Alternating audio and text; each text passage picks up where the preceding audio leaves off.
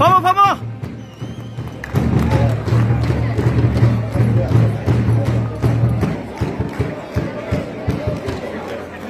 Medals.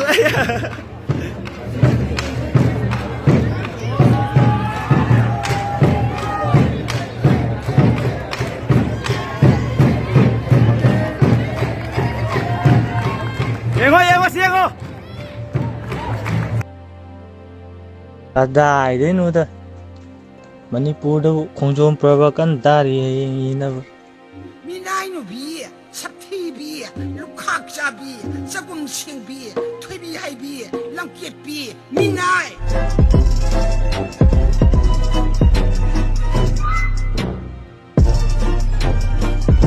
Online Manipuri YouTube channel asibu yengbiri mayam pumnang pu amukka hanna taram noksari ahan badayam na maru iba pau ama update tawjage kumbidagi impan haigat khiba winger amaga Tata Dipper amaga Bisnupur Singdong oil pump mapada accident thokle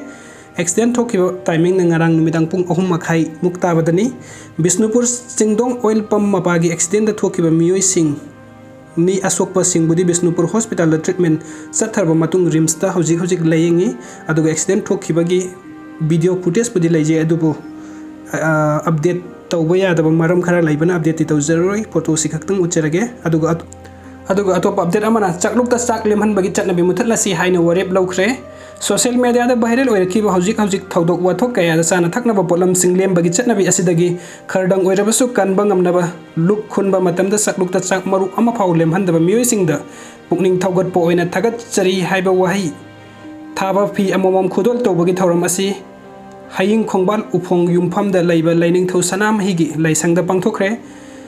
Tauranga Mari Lainan Lining to Sanam Temple Board ki Member Secretary, Maisnam Sibdata Luang na Haikibada, Ikoina Ngamloidoda, Manghali Basiki Matakta Nomagi Numita Sarani, Sunaza Pangda Yauri, Hibasimiamna, Kantabiba Matam Yaure, Haksang the Machi Oiba Amadi, Hygienic Oiba Mong the Sana Takno Polam Sing Sem Saba Yauna, Saklukta Luk Lemhanda Badagi Matangda. Who hauba singna temple board ki member singna khan nainaduna sak lemhandanaba haina warep lawki Manipur da laiba praja singda isa isana pot chai gi mamal khangna luk khunba matamda saklukta sak maru ama phawa lemhan bidanaba appeal tawrakli ngasi gi mifam aduda lining thu sanam hi temple board ki vice president Vidyapati Senjam board member Namuijam tomba yauna member kaya na saruk yakhi hairi aduga mathang update asina mayam sui meeting terminasi Anouba band commander ni video si yang minasi